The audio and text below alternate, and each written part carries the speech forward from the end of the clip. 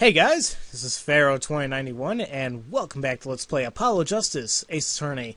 Last time we left off, we began this trial for this case, and, well, we also have called up Mr. Spark Brushel here to testify about what he saw, and right now we're going to hear about what he noticed when, I guess, during his time there. And don't forget that this is the first case that's going to be using the jurors system, so apparently the jurors are watching the trial through, 3 closed-circuit cameras, so the judge is a little bit nervous about that, and I'm sure we would be as well. So we're trying to make this go as smoothly as possible, but I have a feeling it's not going to go so great. So let's hear what he noticed. When I arrived at the studio, Mr. Misham was at his desk. He seemed to be writing a letter, but he quickly sealed the envelope. I thought nothing of it at the time, of course, anyway. Now that I think about it, what if he was writing a suicide note? Hey. Well, nah. A suicide note? Yes, he had this look on his face. Man's face inscrutable as a quadratic equation. Ugh, math. End quote. Suicide? Poor Mr. Misham. But that means Vera's innocent. If someone commits suicide in the middle of an interview? You got crazy people out there. Oh. No, seriously, I have a feeling people would do that. I just read... It was like a month ago. I think I heard somebody, like, some businessman, I think he was. He was, like, sued for fraud. He was going to go to, like, the jail, and I guess he, like, somehow secretly took a pill. It was a suicide pill. And cyanide pill, I don't know what the hell they want to call it, and he pretty much died right there in the courtroom. Like, he was collapsed, he collapsed on the floor, and yep, boom. So, it's kind of the same thing, people may commit suicide in the middle of stuff, it happens. I got off tangent. Very well, you may begin your cross-examination. It's crazy how people even do that, I mean, Alright, well, Well, I kind of want to hear the envelope thing seems to be an envelope letter thing. Yeah, envelope. Seems to be important here. Let's find out just a little bit more, but I don't want to jump to conclusions and present that red envelope as like, oh, this is it, but let me just find out more information about it. So he put the letter away when he saw you? Early reporter gets warm, end quote. That's my secret. I'm not sure I follow you. It's not an interview. I arrived 15 minutes ahead of schedule. The handle turns, the door opens, and I barge in. Yeah, you don't do that. Are you sure that's okay to do? I mean, isn't that unlawful entry, really? Mr. Misham sure seemed to think so. You should have seen him. Yeah, this guy got a lot creepier now. He crammed his letter into a yellow envelope as fast as he could. I know a secret when I spot one, and that was one. It does seem significant. Well, Mr. Justice, I wonder. He does have to ring as something important. Yeah, and if you guys actually listened, there was a little phrase in there that kind of like, wait a minute, should have lit a light bulb. So yeah, let's add that to the testimony. Defense finds his testimony vital, Your Honor. Very well, please add it to the testimony then.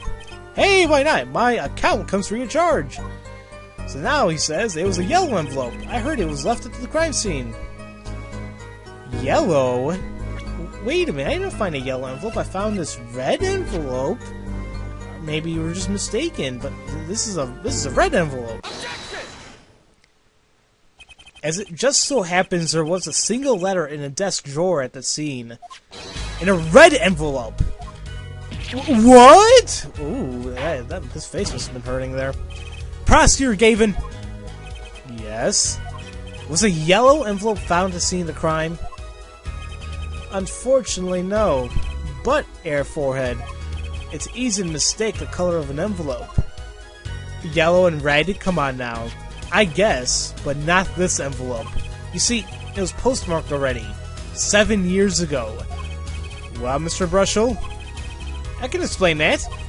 Drew, right? He wanted to get the envelope in the envelope. Pronto! Get out of my side of my beady eyes, right? So he grabbed the nearest envelope and crammed away. And what about the whole red and yellow envelope contradiction, chump? Well, Mr. Justice, have you anything to say to witness's claim? That night, the victim put a letter he had been writing in a red envelope. No! Like we said, wasn't it sealed for 7 years? It was a postmark for 7 years? I don't know. I don't think that's right.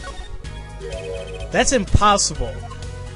Ah, I like your expression. So full of confidence. It's simple, really. As it just so happens, the defense team investigated the contents of this envelope with the assistance of a forensic scientist. What? Note that this letter is addressed to Drew Misham. Oh! Why would he address a letter to himself? Let alone send a suicide note to himself. I guess people can be dramatic like that. I've been scooped! Yeah, that sounds kind of dirty in a sense. Ugh. Order! Order! Order! Mr. Brushel, can you explain this to the court? Oh, my, how could I have forgotten? I suppose this happens to the best of us. Reporter gets old, forgets lots, end quote. I'm still waiting for an explanation, Mr. Brushel! Well, that's the thing, see. After he put his letter in an envelope, Mr. Misham sat there searching his desk drawer for something. His desk drawer? Yes, a stamp, a so-called postage stamp, end quote. A stamp. Whatever for? Well, to mail his letter, what else? And then, well, why yes, I think I saw him put it in his letterbox. Yes, it was a yellow envelope, and he put it in that box. Well, apparently this yellow letter has nothing to do... Oh, how I wish it did. Just think if it were a suicide note. What a story. Star writes suicide note in front of reporter. Falls. End quote. Ahem! As I was saying, that has nothing to do with this case. That said... Yes, Your Honor? It makes me wonder about the contents of that red envelope. We told him, I mean, well, here are the contents, the thing with the $100,000 being deposited there. And, yeah, it's a little shady. $100,000 is quite a good deal of money. So this was from 7 years ago, yeah? What? What? Oh no, I don't like this. So, am I finished here? I mean, am I finished here? I was thinking of, you know, going home to start writing. What? He quickly changed his demeanor. Stop doing that! I hate to state what should be pretty obvious to anyone, but when you catch the scent of a story, you make that, unique face. Yes. Come on! Attorney has active imagination. Little else. End quote. Even I noticed something. My eyes aren't what they used to be. You know, I'm starting to understand why all this perceiving stuff is about. Judge has active imagination. End quote. Please, continue with your testimony. Tell us about the scent of a story. Hey, I'm the one asking the questions here. Usually.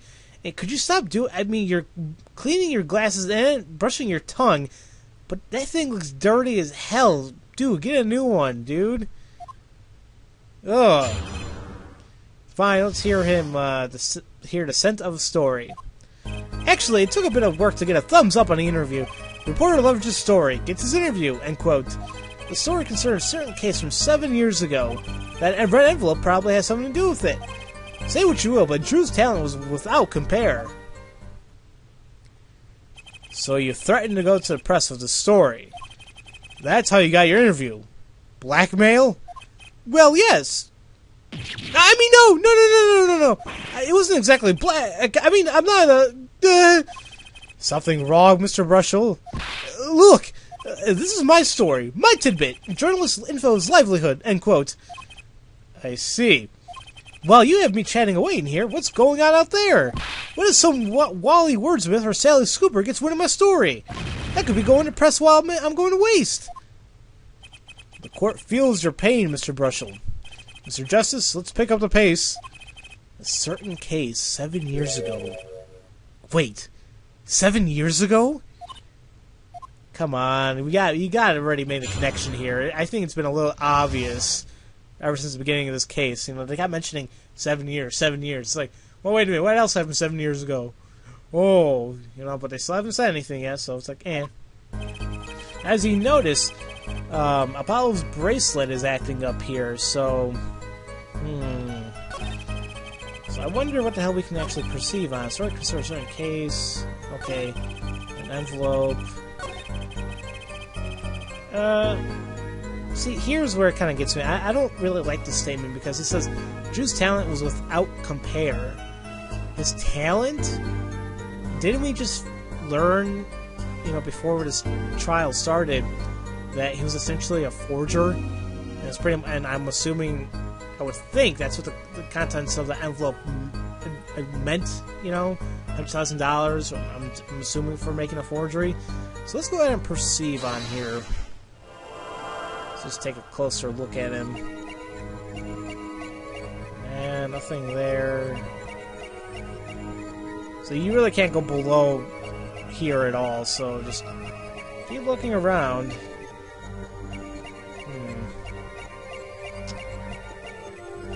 I didn't see anything there. Must have missed it. Let's hear it again. Sometimes it's a little difficult to really get these, but... Ew. Oh, what? How the hell is someone supposed to notice that? Wow. How the hell can you... How can you do that logically? I mean, sweat and then unsweat. I mean, oh god. So yeah, it seems like when he says Drew's talent, which is what I was a little iffy about, because it's like he really didn't... Yes, he had talent, but he had a bad talent for... I mean, he used the talent for bad purposes here. So yeah, that's a little disgusting there. He keeps... I'm just gonna go ahead and confirm this so we don't have to stop looking at that. Look. Sweat much, Mr. Brushel? Well, yeah, well, a man can't help his glands, you know. It's more than that. When Mr. Misham's talents was mentioned, you suddenly began to sweat buckets. You're hiding something about his talent. What? That's ridiculous. Evidence time. Let's show where Mr. Misham's true talent lay. It just so happens I have evidence showing the talent mentioned in that letter. And I believe that would be his hidden painting. Because remember, this is the one that was supposedly forged. So, and once again, it was hidden from those other paintings. Yeah, a little sketchy there, right? This painting was found in Mr. Misham's studio.